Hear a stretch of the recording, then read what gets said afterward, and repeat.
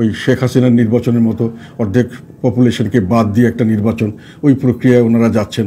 আমার কাছে মনে হয়েছে যে দেশকে উনি এগিয়ে নিয়ে গিয়ে পিছিয়ে নিয়ে যাচ্ছেন। একটা ভয়ঙ্কর কোনো বিপজ্জনক গৃহযুদ্ধ, বিরাটভাবে প্রাণহানি, এমনকি দুর্ভিক্ষ, সম্পূর্ণভাবে ফেইল্ড স্টেট, এই ধরনের পথে যাচ্ছি কিনা এটা আমার আশঙ্কা হয়। সত্যি কথা বলতে বর্তমান অন্তর্বর্তী সরকারের সরকার প্রধান, সর্বজন শ্রদ্ধেয় আমাদের নোবেল পুরস্কার বিজয়ী মাননীয় প্রধান উপদেষ্টা ডক্টর মোহাম্মদ ইউনূসকে আমরা খুবই শ্রদ্ধা করতাম, সবসময় আমি শ্রদ্ধা করতাম এবং ওনার পক্ষে যখন যেখানে সুযোগ পেয়েছি আমি ওনার পক্ষে অবস্থান নিতাম, যে ওনার মতো একজন ভালো মানুষ এবং এত সারা বিশ্বে পরিচিত, আমাদের পরিচিতি এনেছেন সারা বিশ্বে, সেই হিসাবে ওনার উপরে আমাদের অনেক বড় প্রত্যাশা ছিল।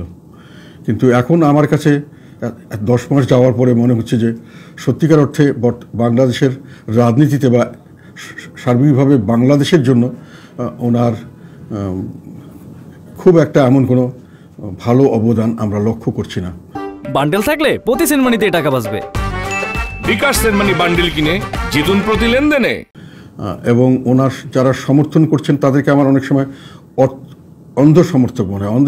মানে তারা একেবারেই স্পষ্ট জিনিসটাকেও দেখতে চাচ্ছেন না, যেটা ঘটে যাচ্ছে এবং যেভাবে দেশ একটা আবার সেই পুনরায় ফেসিবাদ, যেটা আওয়ামী লীগ করেছিল সেই লাইনে দেশ চলছে।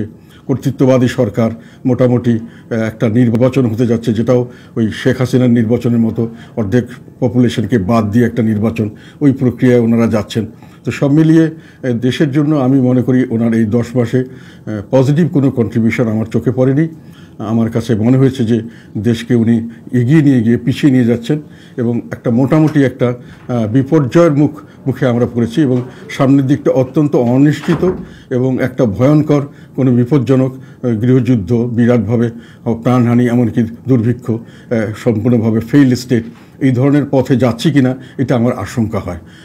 এবং এই 10 মাসের এই আশঙ্কাগুলো আমার কাছে যত দিন যাচ্ছে তত বেশি মনে হচ্ছে এবং এটাতে আমি ব্যথিত হচ্ছি, আমি উৎকণ্ঠিত হচ্ছি, আমি সত্যিকার অর্থেই মানে কি বলবো, অত্যন্ত উদ্বিগ্ন হচ্ছি দেশের কথা চিন্তা করে। এবং ওনাদের নেতৃত্বে আমি মনে করি দেশ ভালো চলছে না, শুধু নয় দেশ নিরাপদ নয়, এটি আমার মনে হচ্ছে।